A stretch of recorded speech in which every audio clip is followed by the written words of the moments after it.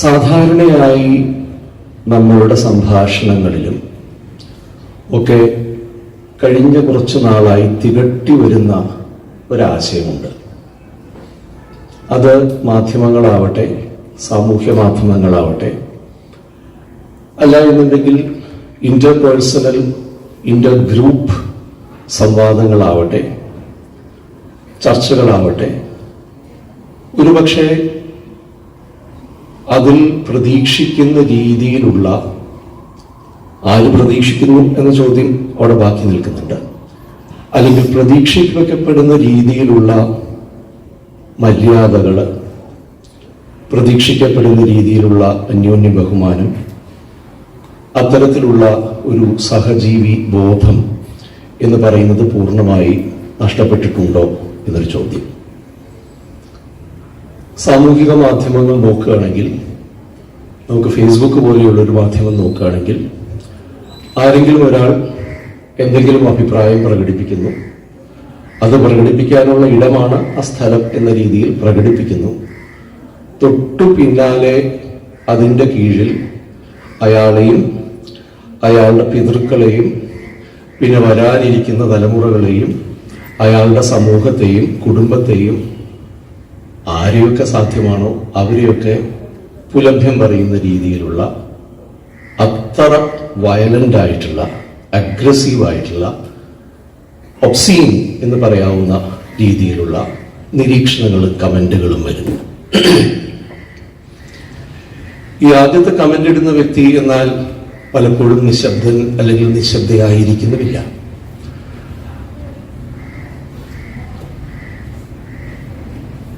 എന്താണ്, എന്തിനു മുറിപ്പത്തൽ എന്നാണ് പറയാം, തെറിക്ക് മുറിപ്പത്തൽ എന്ന രീതിയിൽ തെറിക്ക് മറുതെറിയും, മറുതെറിക്ക് മറുമറുത്തെറിയും ഒക്കെ ആയിട്ട് അതങ്ങനെ പുരോഗമിക്കുന്നു.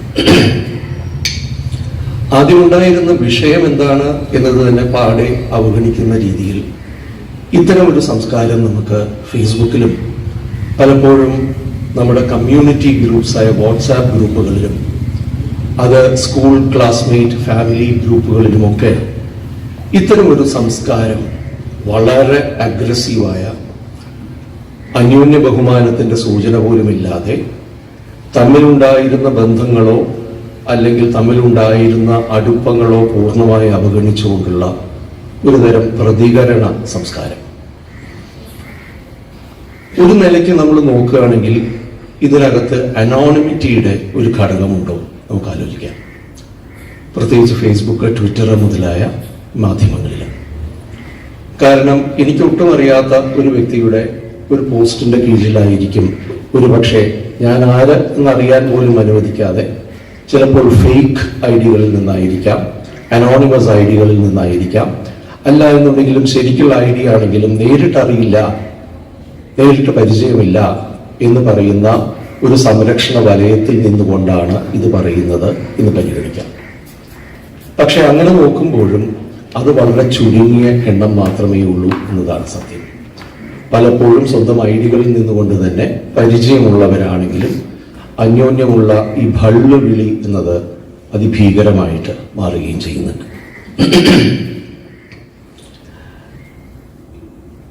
മാധ്യമങ്ങളുടെ അവസ്ഥയെത്തുമ്പോൾ നമ്മുടെ വൈകിട്ടുള്ള ചർച്ചാ വേദികൾ നോക്കുകയാണെങ്കിൽ who can outshout the other, ഇത് കേരളത്തിൽ മാത്രമല്ല പുറമേയിലും കാണാനുണ്ട്. പ്രോബബ്ലി ഇത് culture of the so called reporter എന്ന് പറയുന്ന ആ ഒരു സിസ്റ്റം, അവിടെ ഏറ്റവും കൂടുതൽ ഒച്ചപ്പാട് വെക്കുകയും ഏറ്റവും അപമര്യാദയായിട്ട് പെരുമാറുകയും ചെയ്യുന്ന, അതിന് തന്നെയായി പ്രോഗ്രാമുകൾ നടത്തുന്ന ആങ്കേഴ്സിന്റെയും മറ്റൊരു സംസ്കാരം.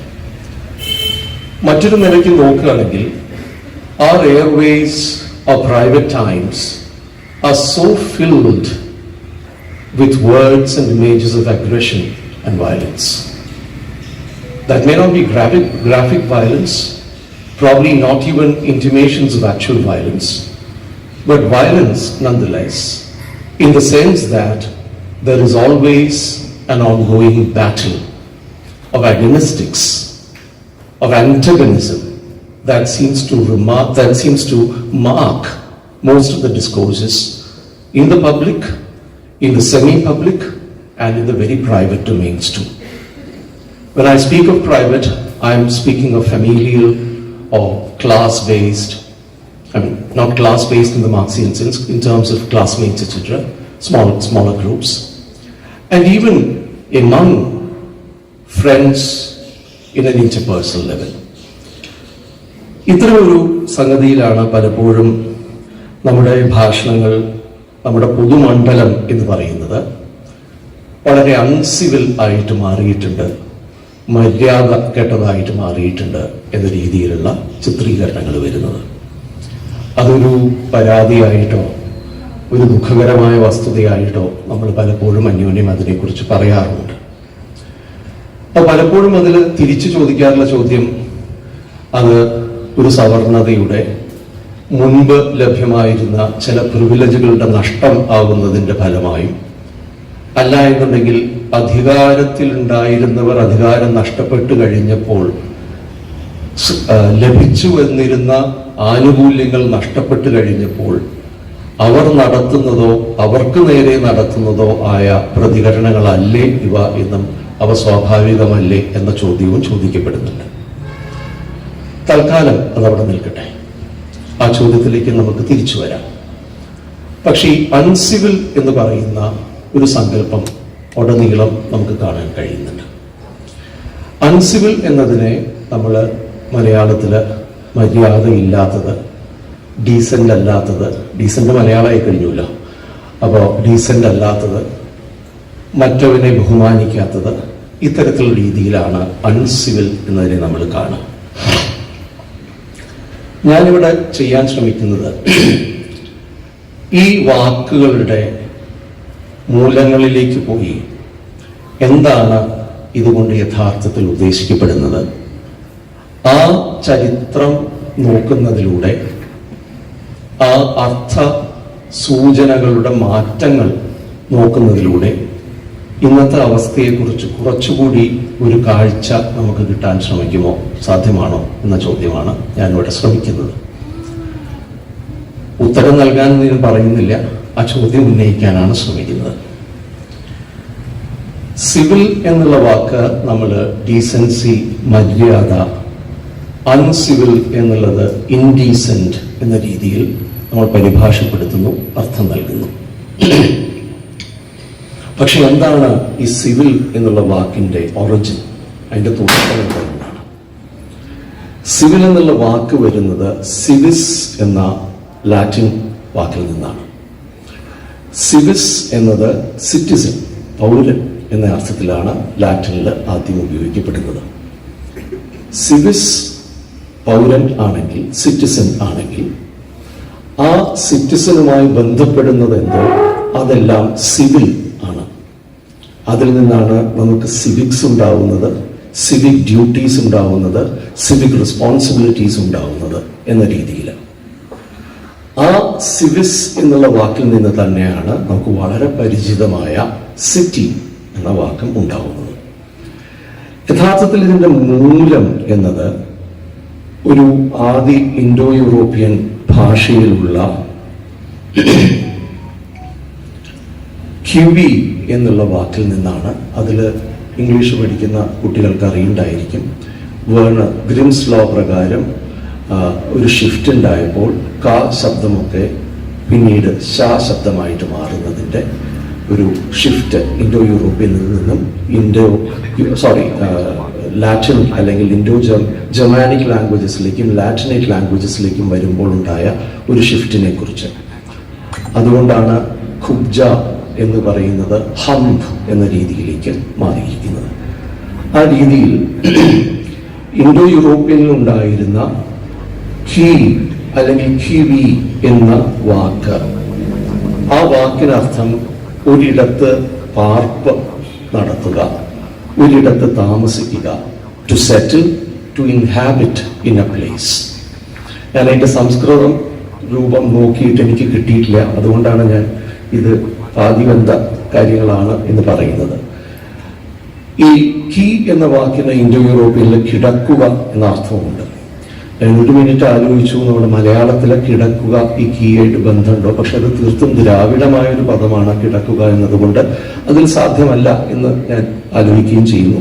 എന്തായാലും അതിൻ്റെ തത്തുല്യ പദം എന്താണെന്ന് പിന്നീട് അന്വേഷിക്കാവുന്നതാണ്. കീ എന്ന് പറഞ്ഞാൽ ഒരു ദിക്കിൽ പാർപ്പുറപ്പിക്കുക, ഒരു ദിക്കിൽ കിടക്കുക, ഒരു ദിക്കിൽ താമസം ഉറപ്പിക്കുക. ആ ഒരു ദിക്കിൽ താമസം ഉറപ്പിക്കുന്നതിലൂടെയാണ് ഒരാള് സിവിസ് ആയി മാറുന്നത്. അവിടുത്തെ ഇൻഹാബിറ്റന്റ് എന്ന അർത്ഥത്തിൽ സിവിസ് ആയിട്ട് മാറുന്നു. അപ്പൊ നമ്മൾ കാണുന്ന ഒരു ബന്ധം എന്നുള്ളത് സിറ്റിസൺ ആവുക എന്നതിൽ ഒരു ഭൂപ്രദേശമായിട്ട്, ഒരു ഇടവുമായിട്ട്, ഒരു സ്ഥലവുമായ ബന്ധത്തിലൂടെയാണ് ഒരാൾ സിറ്റിസൺ ആവുന്നത്. ആ സ്ഥലത്ത് പാർപ്പുറപ്പിച്ചിട്ടുള്ള മറ്റുള്ളവരുമായിട്ടുള്ള ബന്ധങ്ങളിലൂടെയാണ് ഒരാൾ സിറ്റിസൺ ആവുന്നത്. ഇനി നമുക്ക് പൗരൻ എന്ന വാക്ക് നോക്കുകയാണെങ്കിലും ഇതേ ബന്ധം നമുക്ക് കാണാം. ഇതിൽ സിവിസ് എന്നുള്ളത് കീ എന്ന വാക്കിൽ നിന്നാണ് എന്നുണ്ടെങ്കിൽ, കിടക്കുക, ഇരിക്കുക, സെറ്റിൽ ചെയ്യുക എന്ന ക്രിയാപദത്തിൽ നിന്നാണ് സിവിസ് എന്ന വാക്ക് വരുന്നതെന്നുണ്ടെങ്കിൽ, സംസ്കൃതത്തിൽ പുരം എന്ന വാക്കിൽ നിന്നാണ് പൗരൻ എന്നതുണ്ടാവുന്നത്.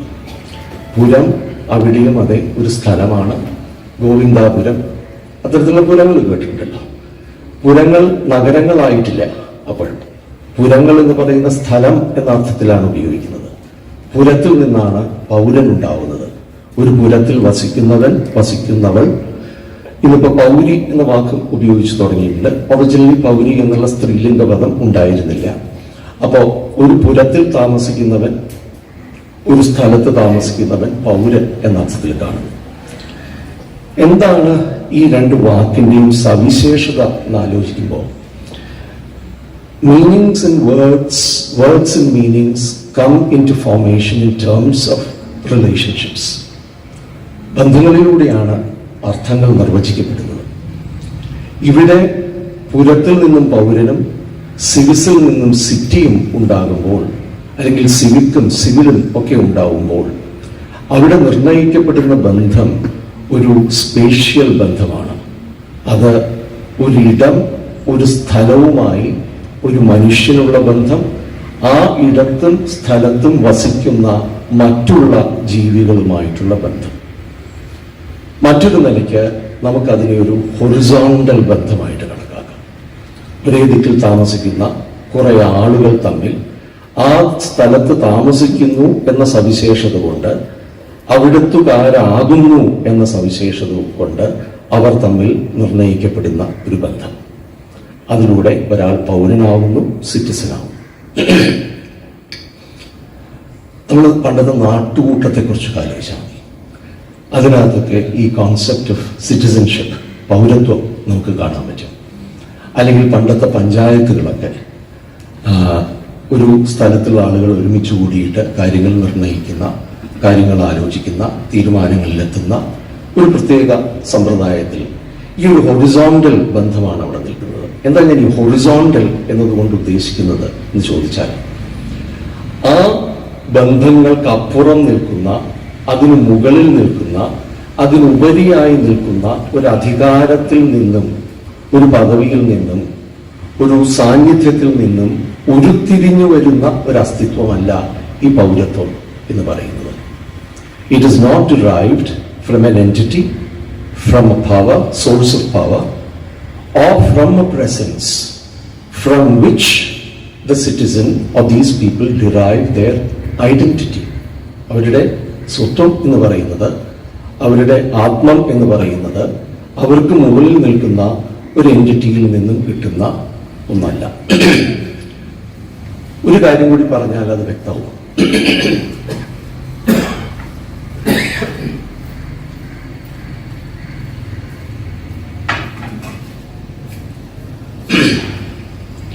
സിറ്റിസൺ എന്ന വാക്കിന് വിപരീതം എന്ന് പറയേണ്ട, വ്യത്യസ്തം എന്ന് പറയുകയാണെങ്കിൽ ഉപയോഗിക്കാവുന്ന ഒരു വാക്ക് സബ്ജക്റ്റ് എന്ന വാക്കാണ്.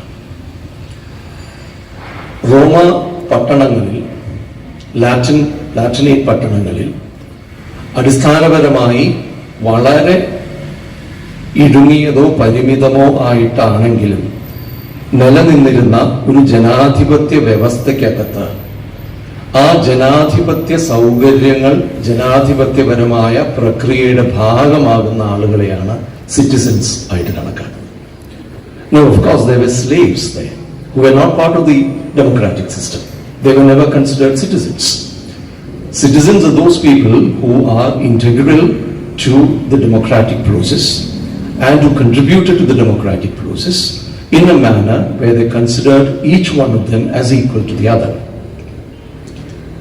Subjects happen to be there in those instances where there is either a king or an emperor from whose authority the subject actually derives its meaningfulness, or NEET എന്ന് ഉപയോഗിച്ചത് ആ ഒരു കൺസെപ്റ്റ് എന്നുള്ള നിലയ്ക്കാണ്. ഇറ്റ്സ് മീനിങ്ഫുൾനെസ്, ഇറ്റ്സ് വാല്യൂ, അതിന്റെ മൂല്യം എന്ന് പറയുന്നത് തന്നെ വരുന്നത് ഈ രാജാവ് അല്ലെങ്കിൽ ചക്രവർത്തി അല്ലെങ്കിൽ അത്തരത്തിലുള്ള ഒരു അധികാര സ്ഥാനം മുകളിൽ നിൽക്കുമ്പോൾ അതിൽ നിന്നും ഉണ്ടായിത്തീരുന്നതാണ് സബ്ജക്റ്റ്. അതുകൊണ്ട് നമ്മുടെ സംസ്കൃത പദം നോക്കിയാൽ മതി, പ്രജ എന്നാണ് ഉപയോഗിക്കുന്നത്. പ്രജ അന്യമായ എന്തിൽ നിന്നോ ജനിച്ചതാണ് പ്രജ. That which is born from something else. പ്രജയ്ക്ക് വേറെ അർത്ഥങ്ങളുണ്ട്. പ്രജ, മാംസപിണ്ഡം, ജനനം, സന്തതി എന്ന വാക്കുകളുണ്ട്. അതിലൊക്കെ തന്നെ മുകളിൽ നിൽക്കുന്ന, ഉപരിയായി നിൽക്കുന്ന, പുറമേ നിൽക്കുന്ന ഒന്നിൽ നിന്നും ജനിക്കുന്നതെന്തോ, പ്രജനനം നടക്കുന്നതെന്തോ അതാണ് പ്രജ എന്ന് പരിഗണിക്കപ്പെടുന്നത്. Or in other words, it's a kind of cultural, shall we say, cultural parallel that you find here to subject in Prabhuji. ഈ രണ്ട് ടേംസ് നമ്മൾ നോക്കുമ്പോൾ സിവിസും ഇപ്പോഴത്തെ നമുക്കുള്ള പൗരൻ എന്ന സങ്കല്പവും അപ്പോഴത്തെ സബ്ജക്റ്റ് നമുക്കുള്ള പ്രജ എന്നുള്ള സങ്കല്പവും കാണുമ്പോൾ സിവിൽ അല്ലെങ്കിൽ സിവിക് എന്ന് പറയുന്നതിൽ അടിസ്ഥാനമായി നിൽക്കുന്ന ഒരു ജനാധിപത്യ ബോധമുണ്ട്. ആ ജനാധിപത്യം എന്നത് ഒരു ഭരണക്രമം എന്ന നിലയ്ക്കോ ഒരു പാർലമെന്ററി സിസ്റ്റം എന്നുള്ള നിലയ്ക്കോ അല്ലെങ്കിൽ ഒരു അധികാര വ്യവസ്ഥ എന്നുള്ള നിലയ്ക്കോ അപ്പുറം പോകുന്ന രീതിയിൽ there is a latent inherent concept of a cellular democracy. ഒരു കോശ തലത്തിൽ തന്നെ ഈ സിറ്റിയുടെ ഭാഗമായി നിൽക്കുന്ന എല്ലാ സിറ്റിസൻസിനെയും അന്യോന്യം ബന്ധപ്പെടുത്തി നിൽക്കുന്ന, അവരുടെ ഓരോ വൃത്തികളെയും പ്രവൃത്തികളെയും ചര്യകളെയും ഭാഷണങ്ങളെയും മറ്റും കോർത്തിണക്കി നിർത്തുന്ന ഒരു അടിസ്ഥാനപരമായ തുല്യതാബോധം.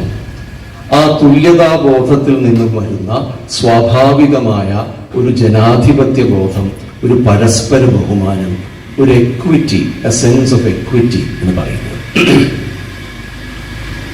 രണ്ട് ഉദാഹരണങ്ങൾ കേരളവുമായിട്ട് ബന്ധപ്പെട്ട് ഇതിൽ പറയാം. ഒന്നാമത്തത്, പുലയ സമുദായത്തിലെ വിദ്യാർത്ഥികൾക്ക്, കുട്ടികൾക്ക് സ്കൂളിൽ പ്രവേശനം നൽകാൻ തിരുവിതാംകൂർ സർക്കാർ സമ്മതിച്ചുകൊണ്ട് ഉത്തരവിറക്കിയപ്പോഴും ആ സമുദായത്തിലെ കുട്ടികളെ വിദ്യാലയങ്ങളിൽ പ്രവേശിക്കാൻ അനുവദിക്കാതെ അവരെ തച്ചോടിച്ചുകൊണ്ടുള്ള മേൽജാതി മനുഷ്യരുടെ ആ അക്രമത്തിന് പ്രതിഷേധമായി പുലയ സമുദായത്തിലെയും ഇതര കീഴാള സമുദായങ്ങളിലെയും ആളുകൾ ശക്തമായ സമരത്തിന് ഉദ്യമിക്കുകയും ആ പ്രദേശങ്ങളിലുള്ള കൃഷിയിടങ്ങളിൽ ജോലിയെടുക്കാൻ വിസമ്മതിക്കുകയും ചെയ്തപ്പോൾ സ്വാഭാവികമായി എന്നന്ന് തോന്നുന്ന നിലയ്ക്ക് അവർക്ക് നിഷേധിക്കപ്പെട്ടത് അവർക്ക് ഓരോ ആഴ്ചയും കിട്ടിയിരുന്ന അരിയായിരുന്നു. അയ്യങ്കാളിയുടെ സമരത്തെക്കുറിച്ചാണ് ഞാൻ പറയുന്നത്. ആ സമരത്തിൽ അരി നിഷേധിക്കപ്പെട്ട അവസ്ഥയിൽ, അടിസ്ഥാനപരമായി ഭക്ഷണം നിഷേധിക്കപ്പെട്ട അവസ്ഥയിൽ, അപ്പൊ ആലോചിക്കണം, അവർക്ക് ഈ ഒരാഴ്ചയിലത്തെ അരി എന്ന് പറയുന്നത് കിട്ടുമ്പോൾ തന്നെ നമ്മൾ പുറമ്പോക്ക് എന്ന് പറയുന്ന സ്ഥലങ്ങളിൽ ചെറുതായി അവരുടെ രീതികളിൽ കൃഷി ചെയ്ത് കിട്ടുന്ന ചെറിയ പച്ചക്കറികളും മറ്റുമാണ് പുറമ്പോക്ക് സ്ഥലങ്ങൾ, സ്വന്തമായ സ്ഥലമില്ലേ, അതും ചേർത്തിട്ടാണ്. പിന്നെ പുറമേ നിന്ന് ഉപ്പ് വാങ്ങാൻ, പുളി എന്ന് പറഞ്ഞ് മാത്രം ഉപ്പ് വാങ്ങാൻ പറ്റുന്ന അവസ്ഥയിൽ നേരിട്ട് പീടികകളിൽ പോയി വാങ്ങാൻ കഴിയാതെ ഇത്തരത്തിലുള്ള ഒരു വിഭാഗത്തിനാണ് അരി നിഷേധിക്കപ്പെടുന്നത്. അരി നിഷേധിക്കപ്പെടുക എന്ന് പറഞ്ഞാൽ ജീവിക്കാനുള്ള അവകാശം നിഷേധിക്കപ്പെടുക. അന്ന് അയ്യങ്കാളിയുടെ സമരത്തിന്റെ ഭാഗമായി ഉണ്ടായത് ഒരു സഖ്യമാണ്. ആ സഖ്യം ഈ കർഷക തൊഴിലാളികളും മുക്കുവന്മാരും തമ്മിലുള്ള ഒരു പരസ്പര ധാരണയിൽ അവരുടെ വഞ്ചികൾ നേരെയാക്കി കൊടുക്കുക, അവർക്ക് വേണ്ട മറ്റ് ജോലികൾ ചെയ്തു കൊടുക്കുക, ചിലപ്പോൾ മത്സ്യബന്ധനത്തിനായി കടലിലേക്ക് പോകുമ്പോൾ അവരുടെ സഹായികളായി പോവുക എന്ന രീതിയിൽ ഈ പുലയ സമുദായത്തിലെയും മറ്റ് സമുദായങ്ങളിലെയും ആളുകൾ മുക്കുവരെ സഹായിച്ചതിന്റെ പ്രതിഫലമായി അവർക്ക് പൈസയല്ല മത്സ്യം കൊടുക്കുന്നൊരു കാര്യമുണ്ടായി. I will call this the first instance of the formation of a civil society in India. ഇന്ത്യയിലെ ആദ്യത്തെ സിവിൽ സൊസൈറ്റി ഫോർമേഷനാണ്. ആ സിവിൽ സൊസൈറ്റിയുടെ ഫോർമേഷൻ എന്ന് പറയുന്നത് കേവലം ഹൊറിസോണ്ടൽ ആയിട്ടുള്ളൊരു ബന്ധം അവിടെ ഉണ്ടാവുന്നുണ്ട്. രണ്ട് സമുദായങ്ങൾ തമ്മിൽ പരസ്പരം യോജിക്കാവുന്ന, ഒരേ സ്ഥലത്തുള്ള അല്ലെങ്കിൽ സമീപ പ്രദേശങ്ങളിൽ നിൽക്കുന്ന രണ്ട് സമുദായങ്ങൾ തമ്മിൽ അവരുടെ അധ്വാനവും ആ അധ്വാനത്തിൽ നിന്ന് കിട്ടുന്ന ഫലവും പരസ്പരം പങ്കുവെക്കുന്ന രീതിയിൽ അന്യോന്യ ബഹുമാനത്തോടുകൂടി എൻ്റർ ചെയ്യുന്ന ഒരു ബന്ധം. അത് സാമ്പത്തികവുമാണ്, സാമൂഹികവുമാണ്, മറ്റു രീതിയിൽ ഇറ്റ്സ് മെറ്റീരിയൽ റിലേഷൻഷിപ്പ്. അത് ശരിക്കൊരു ഭൗതികമായ റിലേഷൻഷിപ്പാണ്. അതിനോടൊപ്പമുള്ള ഒരു കമ്മ്യൂണിറ്റി റിലേഷൻഷിപ്പുണ്ട്. പക്ഷെ അതിനേക്കാൾ പ്രധാനമായിട്ടും അത് വെർട്ടിക്കലായിട്ട് നിൽക്കുന്ന ആ ഒരു അധികാര പ്രയോഗത്തിനുള്ള റെസിസ്റ്റൻസ് കൂടിയായിരുന്നു. കാരണം സവർണ, മേലാള വിഭാഗങ്ങളിൽപ്പെട്ടവർ അരി നിഷേധിച്ചതിനെതിരെയുള്ള ഒരു നിഷേധം എന്ന നിലയ്ക്ക്, പ്രതിഷേധം എന്ന നിലയ്ക്ക് കൂടി അത് വെർട്ടിക്കലായിട്ടുള്ള ആ ഒരു ബന്ധത്തെ ഛേദിക്കുന്ന മറ്റുള്ള ഹൊറിസോണ്ടൽ റിലേഷൻഷിപ്പായിരുന്നു. ഇവിടെയാണ് ഒരർത്ഥത്തിൽ ജനാധിപത്യം എന്നതിൻ്റെ സെല്ലുലാർ ഉദാഹരണം ഒന്ന് കാണാൻ കഴിയുന്നത്. ആ സെല്ലുലാർ ഉദാഹരണം എന്ന് അന്നവർ ജനാധിപത്യം എന്ന വാക്ക് ഒരു പക്ഷെ ഉപയോഗിച്ചിട്ടുണ്ടാവില്ല. അല്ലെങ്കിൽ ജനാധിപത്യം എന്ന് പറയുന്ന ഇന്ന് നമ്മൾ വളരെ എളുപ്പത്തിൽ മനസ്സിലാക്കുന്നു എന്ന് ധരിക്കുന്ന ആ ഒരു സങ്കല്പം പോലും അവർക്ക് അന്ന് ഉണ്ടായിരിക്കും എന്ന് തോന്നുന്നില്ല. But what they did was to bring democracy in practice. പ്രയോഗത്തിൽ ജനാധിപത്യം കൊണ്ടുവരികയാണ് ഉണ്ടായത്. കാരണം തുല്യർ എന്ന് പറയുന്ന ഒരു സങ്കല്പത്തിൽ, എക്വിറ്റി എന്ന് പറയുന്ന ഒരു സങ്കല്പത്തിൽ അധ്വാനത്തിന്റെ ഫലം പരസ്പരം പങ്കുവെക്കുന്ന വിധം രണ്ട് കൂട്ടർ അന്യോന്യം ബന്ധം സ്ഥാപിക്കുന്ന, അന്യോന്യം ബന്ധിതരാകുന്ന, ബന്ധുക്കളാകുന്ന ഒരു സാഹചര്യമാണ് അവിടെ കാണുന്നത്. ഇതൊരു ഉദാഹരണം. മറ്റൊരു ഉദാഹരണം എന്നത് അതൊരു ഉദാഹരണം, ചരിത്രപരമായ ഒരു ഉദാഹരണമല്ല, ഒരു സങ്കല്പമാണ്. അത് നാരായണ ഗുരുവിൻ്റെ രണ്ട് വരികളാണ്. എല്ലാവരും കേട്ട് തഴമ്പിച്ച്, ഏതാണ്ട് പറഞ്ഞു തഴമ്പിച്ച് കേവലം ആത്മീയതയുടെ രീതിയിൽ മാത്രം ആവിഷ്കരിക്കപ്പെട്ടിട്ടുള്ള രണ്ട് വരികളാണ്. അവനവൻ ആത്മസുഖത്തിനാചരിക്കുന്നവ അവരന്നു സുഖത്തിനായി വരയണം. That which you do for your own joy shall also bring joy to others. അല്ല, ഇതാണ് ഓരോ കൊല്ലവും നാരായണ ഗുരുവിൻ്റെ ജയന്തിക്ക് എല്ലാവരും ഫേസ്ബുക്കിൽ ഈ വരികളിടും, വായിക്കും. കണ്ടു തഴമ്പിച്ചും കേട്ട് തഴമ്പിച്ചും അർത്ഥം നഷ്ടപ്പെട്ട രീതിയിലേക്ക് അത് പോവുകയും ചെയ്യും. ശങ്കരന്റെ അദ്വൈതത്തെ അതിന്റെ പ്രതിരൂപം മാത്രമാണ്, തുടർച്ച മാത്രമാണ് താനെന്ന് നാരായണ ഗുരു വളരെ ഗൗരവമായിട്ട് പറയുമ്പോഴും ഒരുപക്ഷെ നൂറ്റാണ്ടിലെ ഏറ്റവും വലിയ തമാശയാണ് അതെന്ന് ആലോചിക്കേണ്ടി വരുന്നൊരു സാഹചര്യമാണത്. കാരണം ശങ്കരന്റെ അദ്വൈതം ആകാശത്ത് നിൽക്കുമ്പോൾ അഹവും ബ്രഹ്മവും തമ്മിലുള്ള അഭേദമാണ് അദ്വൈതം. ഞാനും ബ്രഹ്മവും തമ്മിൽ അഭേദമാണ്, ഞാൻ തന്നെയാണ് ബ്രഹ്മം, അഹം ബ്രഹ്മം എന്ന് പറയുന്ന ഒരു സങ്കല്പമാണ് ശങ്കരനിൽ കാണുന്നതെന്നുണ്ടെങ്കിൽ അഹവും പരനും ഞാനും മറ്റവനും തമ്മിലുള്ള ഭേദമാണ് നാരായണ ഗുരു പറയുന്നത്. ആകാശത്ത് നിന്നും ഭൂമിയിലേക്ക് അദ്വൈതത്തെ ഇറക്കി എന്നതാണ് നാരായണ ഗുരുവിന്റെ പ്രത്യേകത. ശങ്കരന്റെ അദ്വൈതത്തിന്റെ തുടർച്ചയാണെന്ന് അദ്ദേഹം ധനിത രൂപേണ പറഞ്ഞു എന്ന് വിശ്വസിക്കാനാണ് എനിക്കിഷ്ടം. അതിൽ ശങ്കരനോടുള്ള ചെറിയ പരിഹാസം കൂടിയില്ലേ എന്ന് ഞാൻ ചിലപ്പോൾ ചിന്തിക്കാറുണ്ട്. ഈ ഒരു അഭേദം എന്നത് ഒരുപക്ഷെ നമ്മുടെ ജാതി വ്യവസ്ഥക്കെതിരെയുള്ള, ജാതിയുടെ വിഭാഗീയതകൾക്കെതിരെയുള്ള, ജാതിക്കകത്ത് നിൽക്കുന്ന ശ്രേണികൾക്കെതിരെയുള്ള ഒരു വിമർശനമായിട്ടും, അവൻ ഞാൻ, പിന്നീടും പറയുന്നുണ്ട്, അവൻ ഇവൻ എന്നതൊക്കെ ഓർത്താൽ അവനിൽ ആദിമമായ ഒരു ആത്മരൂപം, അവൻ ഇവൻ ഞാൻ നീ ഇഹം പരൻ എന്ന് പറയുന്നതൊക്കെ അവനിൽ ആദിമമായ ഒരു ആത്മരൂപം, ഒറിജിനൽ ആത്മരൂപം. അത് ദൈവരൂപമാണോ, ബ്രഹ്മരൂപമാണോ, മനുജരൂപമാണോ, എന്ത് രൂപമാണ് വ്യക്തമാകുന്നില്ല, അല്ലെങ്കിൽ വ്യക്തമായി നാം ധരിക്കുന്നു.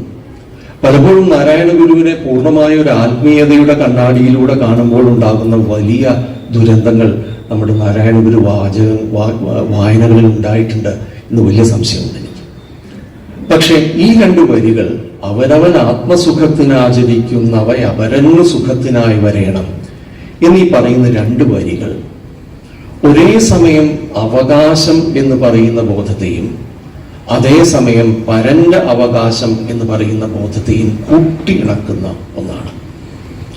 എനിക്ക് ആത്മസുഖത്തിന്, എൻ്റെ സൗകര്യത്തിന്, എൻ്റെ അവകാശങ്ങൾക്ക് വേണ്ടി ഞാൻ ചെയ്യുന്നതിലുള്ള സ്വാതന്ത്ര്യം എനിക്ക് ഉള്ളപ്പോൾ തന്നെ അത് അപരന്റെ സുഖത്തിൽ കൂടി, അപരന്റെ അവകാശങ്ങളിൽ കൂടി, അപരന്റെ സാധ്യതകളിൽ കൂടി അവസാനിക്കേണ്ടിയിരിക്കുന്നു. This goes much further from the saying that your freedom ends at the tip of the other man's nose. മറ്റൊരാളുടെ മൂക്കിന്റെ തുമ്പത്ത് വരെ എൻ്റെ സ്വാതന്ത്ര്യമുള്ളൂ എന്ന് പറയുന്നതിനപ്പുറം പോകുന്നു. ഇവിടെ ഇതിനകത്ത് ഒരു സെല്ലുലർ ഡെമോക്രസി നിൽക്കുന്നുണ്ട്. ആ ഡെമോക്രസി എന്ന് പറയുന്നത് എനിക്കെൻ്റെ അവകാശങ്ങൾ ഉള്ളപ്പോൾ തന്നെ ആ അവകാശങ്ങൾ മറ്റുള്ളവരുടെ അവകാശങ്ങളെ ഹനിക്കുന്നവയാകരുത് എന്നതിലപ്പുറം അവ മറ്റുള്ളവരുടെ അവകാശങ്ങളെ കൂടി സംരക്ഷിക്കുകയും ഊട്ടിയുറപ്പിക്കുകയും മറ്റുള്ളവരുടെ അവകാശങ്ങൾക്ക് കൂടി പിന്തുണയേകുന്നതും ആകുന്ന അവകാശങ്ങളായിരിക്കണം. ഒരർത്ഥത്തിൽ എൻ്റേതു മാത്രമായ അവകാശങ്ങളില്ല. കൂട്ടരുടെ ഒരുമിച്ച് ചേർന്ന ബന്ധങ്ങളുടെ, അത്തരമുള്ള മനുഷ്യ സമൂഹങ്ങളുടെ അവകാശങ്ങൾ മാത്രമേ ഉള്ളൂ. This is a very radical view of the whole idea of rights, of the idea of അവകാശം. നാം പലപ്പോഴും എൻ്റെ അവകാശത്തെക്കുറിച്ച് പറയും. ഇവിടെയാണ് മറ്റൊരു നിലയ്ക്ക് നമ്മൾ ഭരണഘടനയിൽ വളരെ പ്രധാനമായിട്ട് പരിഗണിക്കുന്ന ഇൻഡിവിജ്വൽ റൈറ്റ്സ് എന്ന് പറയുന്നത്, should we be having individual rights എന്ന ചോദ്യം വരുന്നത്. Because the concept of an individual rights always pits one individual against the other. There is an inherent understanding of an antagonism between one individual and the other. But Narayana ഗുരുവിൽ വരുന്നത് അത്തരമൊരു ആന്റഗണിസമോ അത്തരമൊരു വൈപരീത്യമോ ഇല്ലാത്ത രീതിയിലുള്ള ഒരവകാശബോധമാണ്. അവനവൻ ആത്മസുഖത്തിനാചരിക്കുന്നവ അപരന് സുഖത്തിനായി വരേണം. ഇതാണ് രണ്ട് സെല്ലുലാർ ഡെമോക്രസികളുടെ ഉദാഹരണമായിട്ട് ഞാൻ പറയാം. ആ അർത്ഥത്തിൽ നോക്കുമ്പോൾ സിവിൽ പൗരൻ എന്ന് പറയുന്നത് കേവലം ഒരു രാഷ്ട്രീയ വ്യവസ്ഥിതി എന്ന നിലയ്ക്കോ ഒരു രാഷ്ട്രീയ ഘടന എന്ന നിലയ്ക്കോ അപ്പുറം പോകും വിധം മാനവികം എന്ന് വേണമെങ്കിൽ വിശേഷിക്കാം. പക്ഷേ ആ വാക്ക് തേഞ്ഞ് വളരെ അർത്ഥം നഷ്ടപ്പെട്ട അവസ്ഥയാണ്. കാരണം മാനവികം എന്ന് പറഞ്ഞാൽ പ്രകൃതിക്ക് വിരുദ്ധമാണോ, മറ്റ് സസ്യജാലങ്ങൾക്ക് വിരുദ്ധമാണോ എന്ന ചോദ്യങ്ങൾ ഇൻവൈറ്റ് ചെയ്യുകയും ചെയ്യുന്നുണ്ട്. ഹ്യൂമനിസ്റ്റ്, അതിലൊക്കെ നമ്മൾ ഇത്തരം ബൈനറീസിൽ പെട്ടിട്ടാണ് നമ്മൾ നിൽക്കുന്നത്. അതുതന്നെയാണ് നാരായണ ഗുരുവിന്റെ പ്രാധാന്യം. ആ ബൈനറിക്ക് അപ്പുറം കടക്കാനാണ് നാരായണ ഗുരു ശ്രമിക്കുന്നത്. ഞാൻ നീ എന്നുള്ള ബൈനറിക്ക് അപ്പുറം കടക്കുമ്പോഴാണ് എൻ്റെ സുഖം അവൻ്റെയും സുഖമാണ് എന്ന് പറയുന്ന ബോധം വരുന്നത്. He's trying to cross the idea of the binary. ഇത്രയും ഇങ്ങനെ പറയാൻ കാര്യം, ഇത്തരത്തിലൊരു ജനാധിപത്യ സങ്കല്പമാണ് യഥാർത്ഥത്തിൽ കേരളത്തിൽ ഉണ്ടായിരുന്നത്. ആ ജനാധിപത്യ സങ്കല്പത്തിൽ പൗരൻ അല്ലെങ്കിൽ പ്രജയല്ലാതെയായി തീരുന്ന ഒരു പൗരൻ അതുമായി ബന്ധപ്പെട്ടിട്ടുള്ള ഒരു സിവിക് സെൻസ് എന്ന് പറയുന്നത് വളരെ പ്രധാനമായിരുന്നു. ആ പ്രാധാന്യത്തിൽ ഊന്നിക്കൊണ്ടാണ് കേരളത്തിൻ്റെ പൊതുമണ്ഡലം എന്ന് പറയുന്നത് നവോത്ഥാനം എന്ന് നാം ഇന്ന് വിളിക്കുന്ന കാലം തൊട്ട് വികസിച്ചു വന്നിട്ടുള്ളത്. ആ വികാസത്തിൽ ആന്റഗണിസംസ്, എതിർപ്പുകൾ, പ്രതിഷേധങ്ങൾ, സമരങ്ങൾ ഒക്കെ ഉണ്ടായിട്ടുണ്ട്. പക്ഷെ ആ സമരങ്ങൾ ഉണ്ടാകുമ്പോഴും ശ്രദ്ധിക്കേണ്ട കാര്യം, ഒരു വിഭാഗം മറുജനങ്ങൾക്കെതിരെയുള്ള സമരം എന്നതിലേറെ ആ ജനങ്ങളെയും ഈ ജനങ്ങളെയും വേറിട്ട് നിർത്തിച്ചിരുന്ന വ്യവസ്ഥകൾക്കെതിരെയുള്ള സമരമായിരുന്നു എന്ന ബോധ്യം വേണം. ഗുരുവിനോട് ചോദിച്ചു, അല്ല എന്താ ഈഴവന്മാർക്ക് മാത്രമേ ക്ഷേത്രങ്ങൾ പണിയുള്ളൂ എന്ന് ചോദിച്ചു. അല്ല, മറ്റ് സമുദായങ്ങൾ ആവശ്യപ്പെട്ടുള്ള ഞാൻ അവർക്കും ക്ഷേത്രങ്ങൾ പണിയാം. ഇപ്പൊ തൽക്കാലം ഈഴവർക്കാണ് ഇതിന്റെ ആവശ്യമുള്ളത്. മറ്റുള്ള സമുദായങ്ങൾക്കൊക്കെ സ്വന്തം ക്ഷേത്രങ്ങളുള്ള കാരണം തൽക്കാലം അതിന്റെ ആവശ്യമില്ലാത്ത കാരണം ചെയ്യുന്നില്ല. അവിടെ ഈഴവ സമുദായം എഗൻസ്റ്റ് അനദർ സമുദായം എന്നല്ല കാണുന്നത്. അവിടെ കാണുന്നത് മാത്രമല്ല, നാരായണഗുരു സ്ഥാപിച്ചിട്ടുള്ള ക്ഷേത്രങ്ങളിൽ ഒന്നും തന്നെ ഒരു വിഭാഗത്തിനോ ഒരു സമുദായത്തിനോ മാത്രം ചുരുക്കിയിട്ടുള്ള ക്ഷേത്രങ്ങളല്ല. അത്തരത്തിൽ അത് പ്രയോഗത്തിൽ പിന്നീടായി പോയിട്ടുണ്ടോ എന്ന ചോദ്യം പ്രസക്തമാണ്. നാരായണഗുരുവിനെ നാം എത്ര മനസ്സിലാക്കിയിട്ടുണ്ട് എന്ന ചോദ്യം അതിനോടൊപ്പം ചോദിക്കേണ്ടി വരും. പക്ഷേ ബൈനറീസിൽ ബേസ് ചെയ്തിട്ടുള്ള ഒരു സമൂഹം എഗൻസ്റ്റ് അനദർ സമൂഹം എന്ന് പറയുന്ന ഒരു ബോധത്തിൽ ഊന്നിയിട്ടാണോ ഗുരുവിൻ്റെയും അല്ലെങ്കിൽ വീട്ടിയുടെയും അല്ലെങ്കിൽ അത്തരത്തിലുള്ള നവോത്ഥാന ശ്രമങ്ങൾ മുഴുവനും ഉണ്ടായിട്ടുള്ളത്? അതോ ഈ സമുദായങ്ങളെ വേർവിട്ട് നിർത്തിയിരുന്ന, അവരെ അന്യോന്യം എതിരാളികളായി നിലനിർത്തിയിരുന്ന ശ്രേണീപരമായ ബന്ധത്തിനെ തകർക്കാനായിരുന്നു എന്ന ചോദ്യം വരും. I think this is very important.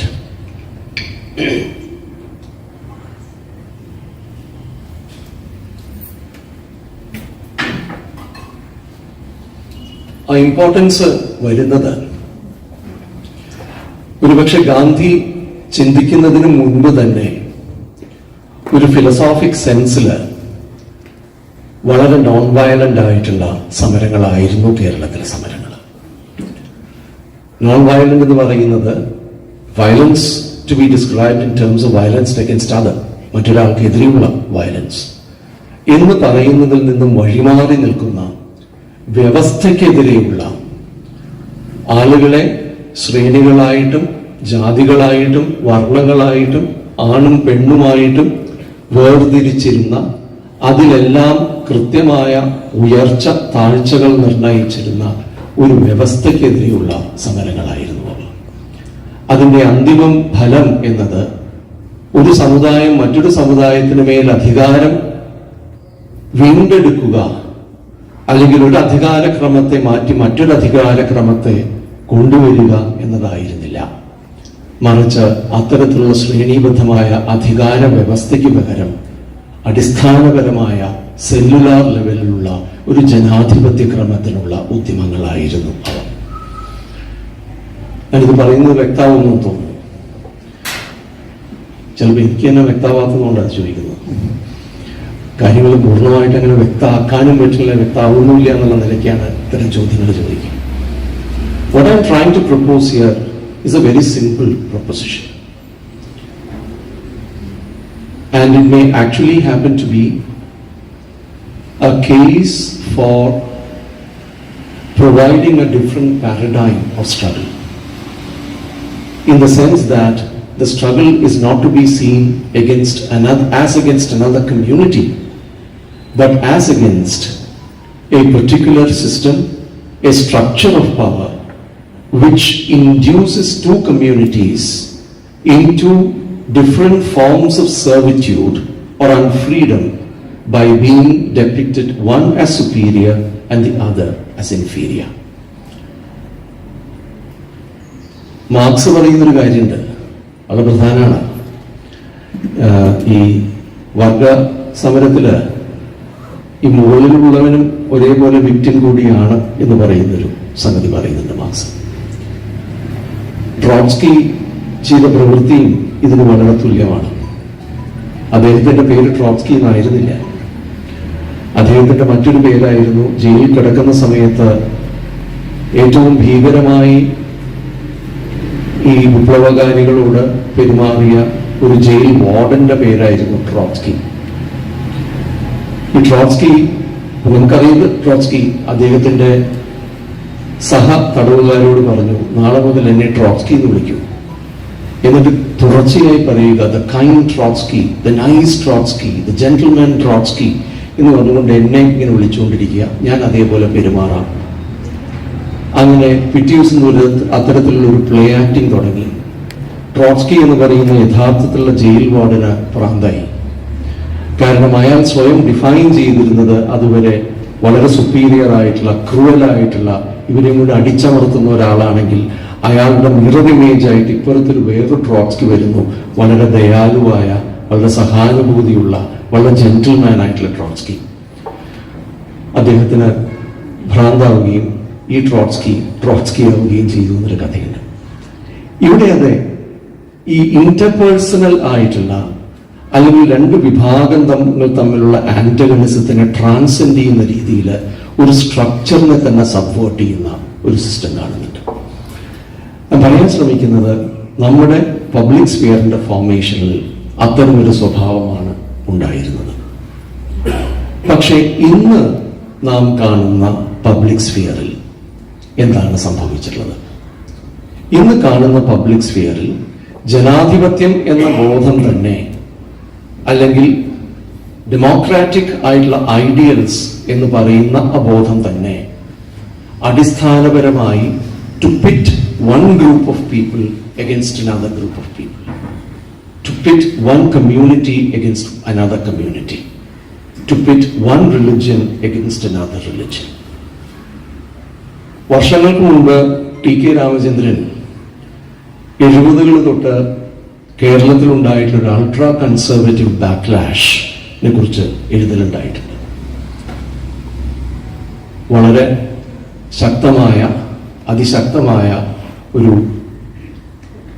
എന്താ പറയുക, പിന്നോട്ടടി എന്ന് വിളിക്കാവുന്ന, അല്ലെങ്കിൽ തിരിച്ചടി എന്ന് പറയാവുന്ന കൺസർവേറ്റിസത്തിന്റെ തിരിച്ചുവരവിനെ കുറിച്ച്.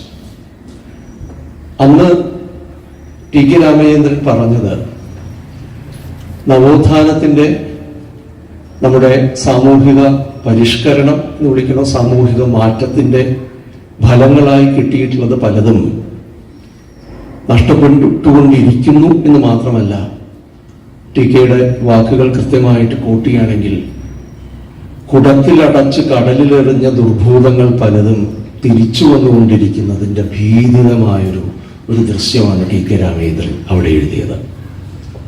ജാതിയുടെയും മതത്തിന്റെയും അന്ധവിശ്വാസങ്ങളുടെയും ക്ഷേത്രാരാധനയുടെയും ഓരോ തരത്തിലുള്ള സമുദായവുമായി ബന്ധപ്പെട്ടിട്ടുള്ള വൈവാഹിക ബന്ധങ്ങളുടെയും അകൽച്ചകളുടെയും ഇത്തരം ഒരു സംസ്കാരം, അതിൽ നിന്ന് പുറത്തു കിടക്കാനുള്ള വെമ്പലായിരുന്നു അതുവരെ ഉണ്ടായിരുന്ന നവോത്ഥാനത്തിൽ എന്നുണ്ടെങ്കിൽ, അത് റീക്രിയേറ്റ് ചെയ്യപ്പെടുകയല്ല. കുടത്തിലെറിഞ്ഞ് കടലിലെറിഞ്ഞ ദുർഭൂതങ്ങൾ പഴയ രൂപത്തിലല്ല, പുതിയ രൂപങ്ങളിൽ തിരിച്ചു വരുന്നതിനെ കുറിച്ച് ടി.കെ. രാമചന്ദ്രൻ എഴുതി. ഇന്ന് അതിനേക്കാൾ അപ്പുറം പോകുന്ന, അതിലും ഒരു പടി അല്ലെങ്കിൽ പല പടി മുൻപോട്ട് കടന്നുള്ള അവസ്ഥ നമുക്ക് കാണേണ്ടി വരും. ടി.കെ. അന്ന് സൂചിപ്പിച്ചത്, വളരെ കൃത്യമായി സൂചിപ്പിച്ചത്, ഒരു വലതുപക്ഷവൽക്കരണത്തെയാണ് എന്നുണ്ടെങ്കിൽ, കേരളത്തിന്റെ പൊതുവായ പൊതുമണ്ഡലത്തിൽ ഒരു മതനിരപേക്ഷവും ജനാധിപത്യപരമായ ഒരു പ്രത്യക്ഷ സംസ്കാരം നിൽക്കുമ്പോഴും പരോക്ഷമായി അതിൻ്റെ ഉള്ളറകളിൽ, അതിൻ്റെ അടിത്തട്ടുകളിൽ നാം നിൽക്കുമ്പോൾ കാലിനടിയിൽ നിന്ന് മണ്ണ് നീങ്ങിപ്പോകുന്ന പോലെ അതിൻ്റെ ഉള്ളറകളിൽ ഒരു കൺസർവേറ്റീവായ ഒരു പ്രത്യേക സംസ്കാരം രൂപപ്പെടുന്നതിനെ കുറിച്ചായിരുന്നു. അന്ന് ടി.കെയും ഞാനും ഒക്കെ എഴുതിയിട്ടുള്ളൊരു കാര്യം, അല്ലെങ്കിൽ പറഞ്ഞിട്ടുള്ളൊരു കാര്യം എന്ന് പറയുന്നത്, where culture became the displaced domain of the political. Fredric Jameson political അൺകോൺഷ്യസിനെ കുറിച്ച് പറഞ്ഞു. കേരളത്തിലുണ്ടായത് ഒരു കൾച്ചറൽ അൺകോൺഷ്യസ് ആണ്. നമ്മുടെ ആർക്കിടെക്ചറിലും നമ്മുടെ ഭക്ഷണക്രമങ്ങളിലും നമ്മുടെ ജീവിത രീതികളിലുമൊക്കെ ഒരു പ്രത്യേക രീതിയിലുള്ള, വ്യക്തമായിട്ട് പറയുകയാണെങ്കിൽ ആദ്യഘട്ടത്തിൽ ഹൈന്ദവികതയുടെ ഇൻവേർട്ടഡ് കോമാസിൽ നിൽക്കുന്ന പ്രാക്ടീസുകൾ നമ്മുടെ കൾച്ചറൽ മണ്ഡലത്തിൽ മുഴുവനും സംക്രമിക്കുന്നു. അതിൻ്റെ തുടർച്ച എന്ന വണ്ണം മറ്റു സമുദായങ്ങളിലും അതിന് സമാനമായ കാര്യങ്ങൾ ഉണ്ടാകുന്നു. ഇതിന് ഏറ്റവും നല്ല ഉദാഹരണം എന്ന് പറയുന്നത് 80-കൾ തൊട്ട് തുടങ്ങിയിട്ടുള്ള കുടുംബ യോഗങ്ങളാണ്. ഒരുപക്ഷെ ആധുനിക മുതലാളിത്ത നാഗരിക ജീവിതത്തിന്റെ സ്വാഭാവികമായ പരിണതി എന്ന വണ്ണം ഛിന്ന ഭിന്നമായി കഴിഞ്ഞിരുന്ന കൂട്ടുകുടുംബങ്ങളെ വീണ്ടും തിരിച്ചു കൊണ്ടുവന്ന് അവയുടെ കുടുംബയോഗങ്ങൾ ഉണ്ടാവുകയും പാലക്കാട് ഭാഗങ്ങളിൽ വീണ്ടും കൃഷി വാങ്ങുവാനുള്ള ശ്രമം ഉണ്ടാവുകയും അത്തരം ഓരോ വർഷത്തിലുമുള്ള യോഗങ്ങളിൽ ബഷീർ എൻ്റെ ഉപ്പൂപ്പാക്കർ ആനയുണ്ടായിരുന്നു എന്ന് പറഞ്ഞ പോലെ എൻ്റെ മുത്തച്ഛനായിരുന്നു പണ്ട് ഇവിടം തൊട്ട് അവിടം വരെയുള്ള ഈ കൃഷിയുടെ മുഴുവനും ഉടമസ്ഥനായിരുന്നത്. It is not just, let us face this, it was not just a glorification of the past or glorification of memories of the past. That was the past being redeployed in order to manufacture a present in both social, political and economic, not just both, in the social, political and in the economic domains. അത്തരത്തിൽ പഴയ വ്യവസ്ഥയുടെ സൂചനകളായിട്ടുള്ള കൃഷി, നെൽകൃഷി, അത്തരത്തിലുള്ള സ്ഥലം വീണ്ടും തിരിച്ചു വാങ്ങലും അതുമായി ബന്ധപ്പെട്ടിട്ടുള്ള വ്യാപാരങ്ങൾ മുഴുവനും വീണ്ടും തുടങ്ങുകയും അതിൻ്റെ വ്യാവഹാരികമായ തലത്തിലുള്ള ഭാഷണങ്ങൾ കൃത്യമായി നടത്തുകയും ചെയ്യുന്ന ഒരു സംഗതി ആദ്യഘട്ടത്തിൽ കാണുന്നു. ഈ വലതുപക്ഷവൽക്കരണം എന്ന് പറയുന്നത് വലതുപക്ഷത്തിനല്ല സംഭവിക്കുന്നത് എന്ന് ആദ്യം ഒരു പക്ഷെ നാം മനസ്സിലാക്കേണ്ടി വരും. വലതുപക്ഷവൽക്കരണം സംഭവിച്ചിട്ടുള്ളത് മധ്യപക്ഷത്തിനും ഇടതുപക്ഷത്തിനും കൂടിയാണ് എന്ന് മനസ്സിലാക്കുമ്പോഴേ വലതുപക്ഷവൽക്കരണത്തിന്റെ യഥാർത്ഥ സ്വഭാവം നമുക്കറിയാൻ പറ്റും. That process of, there is no right wingization എന്ന് പറയാൻ പറ്റുമോ? അത് തെറ്റാണെങ്കിലും പറയാതെ, the process of turning everyone into the right wing imperceptibly, not ostensibly through practical politics, but in the sphere of one's own cultural life, in the sphere sometimes of one's own private personal life, in the sphere of faith, and most importantly in the sphere, Levi Strauss പറഞ്ഞതിന്റെ 2 കാര്യം ഏറ്റവും പ്രധാനം സംസ്കാരത്തിൽ നിന്നാണ്. നിങ്ങൾ ആരോടൊപ്പം ഭക്ഷണം കഴിക്കുന്നു, നിങ്ങൾ ആരോടൊപ്പം കിടക്കുന്നു, ഇത് രണ്ടുമാണ് ജീവിതത്തിലെ ഏറ്റവും പ്രധാനപ്പെട്ട 2 കാര്യങ്ങൾ. നിങ്ങൾ ആരോടൊപ്പം ഭക്ഷണം കഴിക്കുന്നു എന്നതിലാണ് നിങ്ങളുടെ സമുദായം നിർണ്ണയിക്കപ്പെടുന്നത്. M.N. ശ്രീനിവാസ് സാൻസ്ക്രിറ്റൈസേഷനെ കുറിച്ച് പറയുന്ന ഒരു ഭാഗത്ത് വളരെ ഇൻട്രസ്റ്റിംഗ് ആയിട്ട് ഒബ്സർവേഷൻ നടത്തുന്നുണ്ട്. ഒരേ തലത്തിൽ നിൽക്കുന്ന 2 സമൂഹങ്ങൾ, 2 കൂട്ടങ്ങൾ, 2 സമുദായങ്ങൾ, അതിൽ ഒരു സമുദായത്തിന് പെട്ടെന്നൊരു ഉന്നതി വരികയും അവർ സാമ്പത്തികമായി മറ്റവരിൽ നിന്നും ഉയർച്ച നേടുകയും ചെയ്തു കഴിഞ്ഞാൽ ഇനി പണ്ട് തങ്ങളുടെ സഹചാരികളായ കൂട്ടത്തിൽ നിന്നും ഞങ്ങൾ ഉന്നതരാണ് എന്ന് സൂചിപ്പിക്കാൻ അവരാദ്യം ചെയ്യുന്നത് വളരെ ലളിതമായ ഒരു കാര്യമാണ്. അവർ അന്നുവരെയും കഴിച്ചിരുന്നതും മറ്റേ സമൂഹം ഇപ്പോഴും കഴിക്കുകയും ചെയ്യുന്ന ഒരു ദ്രവ്യം അവർ വേണ്ടാന്ന് വയ്ക്കുന്നു. അതോടെ എന്താണ്, ഈ ത്യാജ്യത്തിലൂടെ നമ്മളെപ്പോഴും ത്യജിച്ചു, എല്ലാം ത്യജിച്ച മനുഷ്യൻ. ത്യാജ്യം ഒട്ടും നന്നല്ല സുഹൃത്തുക്കളെ.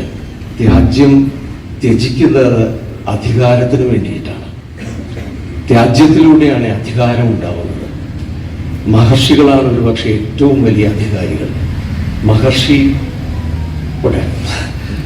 ആനുകാലികമായിട്ട് വരുമ്പോഴേക്ക് അതിന് അർത്ഥങ്ങൾ മാറുന്നു. തൽക്കാലം ഞാൻ അതിലേക്ക് പോകുന്നില്ല. വിവാഹം കഴിക്കാതിരിക്കലല്ല ജീവിതത്തിൽ പ്രാധാന്യം. വിവാഹം കഴിച്ചാൽ വിവാഹം കഴിച്ചവനെ പോലെ ജീവിക്കലാണ് പ്രധാനം. അത്രയും നിൽക്കട്ടെ. ത്യജിക്കൽ അധികാരത്തിന് വേണ്ടിയിട്ടാണ്. ആ ത്യജിക്കുന്ന അവസ്ഥയിൽ ആ ത്യാജ്യത്തിലൂടെ ഒരു ഉന്നതിയിലേക്ക് എത്തുകയും മറ്റവർ ഞങ്ങളിൽ നിന്നും നികൃഷ്ടരാണ് എന്നതിനാൽ ഇനി അവരുമായിട്ട് ഒരുമിച്ച് ഭക്ഷണം കഴിക്കേണ്ടതില്ല, അതോടെ പന്തിഭോജനം എന്ന് പറയുന്ന മാറ്റിയിരുത്തുന്ന സ്വഭാവം വരുന്നു. ഇത് തന്നെയാണ് ആർക്ക് ആരുടെ കൂടെ കിടക്കാം ആരെ വിവാഹം കഴിക്കാം എന്ന ചോദ്യം. അവർ വിവാഹം കഴിക്കാൻ ഞങ്ങൾക്ക് തുല്യരായ സമുദായമാണെങ്കിൽ അവരെ വിവാഹം കഴിക്കാം, അവർ തുല്യരല്ല എന്നുണ്ടെങ്കിൽ വിവാഹം കഴിക്കാൻ പറ്റില്ല എന്ന് പറയുന്ന തീരുമാനം. സാൻസ്ക്രിറ്റൈസേഷന്റെ പ്രോസസ്സിനെ കുറിച്ചാണ് എം.എൻ. ശ്രീനിവാസ് പറഞ്ഞത്. ഇങ്ങനെയാണ് സംസ്കൃതവൽക്കരണം നടത്തുന്നത്. അത് സംസ്കൃത ഭാഷയിലൂടെയല്ല, അത് കൾച്ചറിലൂടെയും നടക്കുന്ന ഒരു പ്രക്രിയയാണ്. ഇത് ഞാൻ പറയാൻ കാര്യം, ഇത്തരത്തിലുള്ള സാൻസ്ക്രിറ്റൈസേഷൻ പ്രോസസ്സസ് വളരെ കൃത്യമായിട്ട് ഇവിടെ നടക്കുന്നത് കാണാം. നമ്മുടെ ചുറ്റും തന്നെ പലപ്പോഴും നമ്മൾ ഇത്തരം എംപിരിക്കൽ ഡേറ്റ നോക്കേണ്ടതുണ്ടോ എന്ന് ചോദിക്കാം. നമ്മുടെ ചുറ്റും തന്നെ എത്രയധികം ആളുകളാണ് ഇന്ന് മാംസഭുക്കുകളല്ലാതെ തീർന്നിരിക്കുന്നത്. എത്രയധികം ആളുകളാണ് ഞാൻ സസ്യഭുക്കാണ് എന്ന് ശക്തമായി പറയാൻ ആഗ്രഹം പ്രകടിപ്പിക്കുന്നത്, അതിലെന്തോ ഒരു കേമത്വമുണ്ട് എന്ന് സൂചിപ്പിക്കുന്നത്. കുറേയും കൂടി സ്പെസിഫിക് ആയിട്ട് പറയുകയാണെങ്കിൽ എത്രയധികം ആളുകളാണ് ഗോമാംസം കഴിക്കാൻ തയ്യാറല്ല എന്ന് വ്യക്തമാക്കുന്നത്. ഇതിലൊക്കെ നടക്കുന്ന ഒരു സാൻസ്ക്രിറ്റൈസേഷൻ ഉണ്ട്. In fact TK. പറഞ്ഞതിന്റെ അടുത്ത സ്റ്റെപ്പിലേക്ക് പറയുകയാണെങ്കിൽ, this ultra conservative backlash has progressed onto such kinds of denominations so that there are methods which hark of the past, പഴയതിനെ ഓർമ്മിപ്പിക്കുന്നത്, എന്നാൽ പുതിയ വ്യവസ്ഥകളിലൂടെ സമുദായങ്ങൾ തമ്മിലുള്ള ശ്രേണികൾ സൃഷ്ടിക്കുകയും അവർ തമ്മിലുള്ള വ്യത്യാസങ്ങൾ കൃത്യമായി സൂചിപ്പിക്കുകയും ചെയ്യുന്ന പുതിയ ഒരു വ്യാകരണം ഇവിടെ ഉണ്ടാക്കിയെടുക്കപ്പെട്ടിട്ടുണ്ട്. ആ വ്യാകരണത്തിൽ വെജിറ്റേറിയനിസം, ആ വ്യാകരണത്തിൽ ഭാഷ, ആ വ്യാകരണത്തിൽ ആരെ വിവാഹം കഴിക്കുന്നു എന്ന ചോദ്യം പഴയത് തന്നെ എന്ന് തോന്നിപ്പിക്കുമ്പോഴും വളരെ വ്യത്യസ്തമായ പുതിയ സാഹചര്യങ്ങളിൽ ആ ഒരു വ്യാകരണം, സാമുദായികമായൊരു വ്യാകരണം മാറ്റപ്പെട്ടിരിക്കുന്നു. ഇതാണ് ഇന്നത്തെ പബ്ലിക് സ്ഫിയറിൽ നമുക്ക് കാണാൻ കഴിയുന്നത് വലിയൊരളവോളം. അത് നാം തെറ്റിദ്ധരിക്കാം, അത് കേവലം രാഷ്ട്രീയ പാർട്ടികളുടെ, കുറേയും കൂടി വ്യക്തമായിട്ട് പറയുകയാണെങ്കിൽ അത് ഹിന്ദുത്വ, നോൺ ഹിന്ദുത്വ എന്ന തലത്തിലാണ് അത് നിൽക്കുന്നത് എന്ന് നമുക്ക് തോന്നാം. പക്ഷെ സൂക്ഷ്മമായ വിശകലനത്തിൽ വ്യക്തമാകും അത് കേവലം ഹിന്ദു എഗൻസ്റ്റ് നോൺ ഹിന്ദു എന്നതല്ല വിഷയം. മതം പോലുമല്ല അവിടെ വിഷയം, വിശ്വാസം പോലുമല്ല അവിടെ വിഷയം. ഇവിടെ ചില പ്രത്യേക രാഷ്ട്രീയങ്ങൾ, ചില പ്രത്യേക സാംസ്കാരിക രാഷ്ട്രീയങ്ങൾ മതവിശ്വാസത്തിന്റെ തലത്തിലേക്ക് മാറ്റപ്പെടുകയും ആ മതവിശ്വാസം എന്ന രീതിയിൽ അത് സമുദായങ്ങൾ തമ്മിലുള്ള വ്യത്യാസവും ആ മതവിശ്വാസങ്ങൾ തമ്മിലുള്ള സ്പർദ്ധ എന്ന നിലയ്ക്കാണ് ഇന്ന് മറ്റൊരു സെറ്റ് ഓഫ് ബൈനറീസ് സൃഷ്ടിക്കപ്പെടുന്നത്. ആ binaries may be in terms of one community against another, or it may be in terms of one community against the entire rest of the people, completely against ആയിട്ടുള്ള രീതിയിലായിരിക്കാം. പക്ഷേ പുതിയ കുറെ ദ്വന്ദ്വങ്ങൾ, കുറെ ബൈനറീസ് വരുന്നു. ആ ബൈനറീസിൽ അവരനെ ശത്രുവായി മാത്രം കാണുന്നു. അവരൻ എതിർക്കപ്പെടേണ്ടവൻ മാത്രമല്ല, പണ്ട് ബാലിയോട് രാമൻ പറഞ്ഞ പോലെ, നീ നികൃഷ്ടനാണ്, അതിനാൽ നീ വധ്യനാണ്, നീ വധിക്കപ്പെടാൻ അർഹനാണ് എന്ന് പണ്ട് ശ്രീരാമൻ ബാലിയോട് പറഞ്ഞ അതേ വാചകമാണ് ഇന്ന് നാം പരസ്പരം പറഞ്ഞുകൊണ്ടിരിക്കുന്നത് നമ്മുടെ പബ്ലിക് സ്ഫിയറിൽ. അത് ഒരേ കുടുംബത്തിൽപ്പെട്ടവരായിരിക്കാം, ഒരേ ക്ലാസ്സിൽ പഠിച്ചവരായിരിക്കാം, ഒരേ ഇടത്ത് താമസിക്കുന്നവരായിരിക്കാം, ഒരേ ജോലി സ്ഥലത്ത് ജോലി എടുക്കുന്നവരായിരിക്കാം. പക്ഷെ നമ്മളെ ഇന്ന് ഭിന്നിപ്പിക്കുന്നത് ഇത്തരം ജനാധിപത്യപരമല്ലാത്ത സംഗതി. എവിടെയാണ് ജനാധിപത്യം ഇല്ലാണ്ടാവുന്നത്? അവരൻ ശത്രുവാണ് എന്നുണ്ടെങ്കിൽ, അവരൻ എതിരാളിയാണ് എന്നുണ്ടെങ്കിൽ, അവരൻ വധ്യനാണ് എന്നുണ്ടെങ്കിൽ അവനുമായിട്ട് യാതൊരു ജനാധിപത്യപരമായ ക്രമത്തിലും ഏർപ്പെടേണ്ട ചുമതലയിൽ നിന്നും ഞാൻ വിമുക്തനാകുന്നു. ആ വിമുക്തി നേടുന്നതോടെ അവനെന്നെ അറിയാമെങ്കിലും അറിയില്ലെങ്കിലും, അവനെന്നെ പരിചയമുണ്ടെങ്കിലും പരിചയമില്ലെങ്കിലും അവനെ തെറി വിളിക്കാൻ എനിക്ക് യാതൊരു തരത്തിലുള്ള ബുദ്ധിമുട്ടും തോന്നേണ്ടതില്ല. Because he or she happens to be my enemy. നമ്മുടെ ഇന്നത്തെ പബ്ലിക് സ്ഫിയർ ഇത്തരമൊരു അൺസിവിൽ ഹൈഫനേറ്റഡ് അല്ലാത്ത രീതിയിൽ മര്യാദഘട്ട അൺസിവിൽ ഹൈഫനേറ്റഡ് ആയിട്ടുള്ള അർത്ഥത്തിൽ ജനാധിപത്യമില്ലാതെ സിവിൽ ബോധം നഷ്ടപ്പെട്ട പൂർണ്ണമായും എതിരാളികളുടെ ആന്റഗണിസത്തിന്റെ, ഈ ആന്റഗണിസം എന്നുള്ളത് നമ്മൾ അഗണിസ്റ്റിക്സ് തെറ്റിദ്ധരിക്കരുത്. ഷാൻറ്റലും മൗഫും അല്ലെങ്കിൽ അതിനു മുമ്പ് വിറ്റ്ഗൻസ്റ്റൈനും ഒക്കെ ഉപയോഗിച്ചിട്ടുള്ള അഗണിസ്റ്റിക്സിനെ കുറിച്ചുള്ള സങ്കല്പമുണ്ട്, അല്ലെങ്കിൽ ഭക്തൻ പറയുന്ന ഒരു ഡയലോഗിസം ഉണ്ട്. ഞാനിവിടെ നിന്ന് സംസാരിക്കുമ്പോൾ ഞാൻ ഒരു ഇന്ത്യക്കാരനാണെന്ന് ഞാൻ ആലോചിക്കുന്നില്ല, അല്ലെങ്കിൽ ഞാനൊരു പുരുഷനാണെന്ന് ഞാൻ ആലോചിക്കുന്ന ഒരു സ്ത്രീ അടുത്ത് വരുമ്പോഴാണ് ഈ അഗണിസ്റ്റിക്സിലൂടെയാണ്, അല്ലെങ്കിൽ ആ വ്യത്യാസത്തിലൂടെയാണ്, ഡിഫറൻസ് എന്ന് പറയുന്നത് അഗണിസ്റ്റിക്സ് ആയിട്ട് മാറുന്ന അവസ്ഥയിലാണ് ഞാൻ പുരുഷനാണ് എന്ന് ആലോചിക്കുന്നത്. Or it is probably because there are people in the audience who are not Indians that I am suddenly reminded of the fact that I am an Indian. Do you understand that? ഇങ്ങനെയാണ് സംഗതി വരുന്നത്. പക്ഷെ അതിനെ ആന്റഗണിസമായി മാറ്റുമ്പോൾ that idea of difference, which is fundamental to any human community, is translated into an idea of enmity. Not of difference, but of enmity. And difference, the acceptance of difference, if on the one hand is a celebration of plurality, the translation of that into an antagonism is the celebration of singularity, the insistence of singularity, that only I shall prevail and none others shall. ഇതാണ് നമ്മുടെ അടിസ്ഥാന പ്രശ്നം. അത് ജനാധിപത്യത്തിൻ്റെ മാത്രമല്ല, ഞാൻ മാത്രം മതി, അത് ഞങ്ങൾ മാത്രം മതി, നിങ്ങൾ വേണ്ട, നമ്മൾ ഒട്ടുമേ വേണ്ട. Thank you.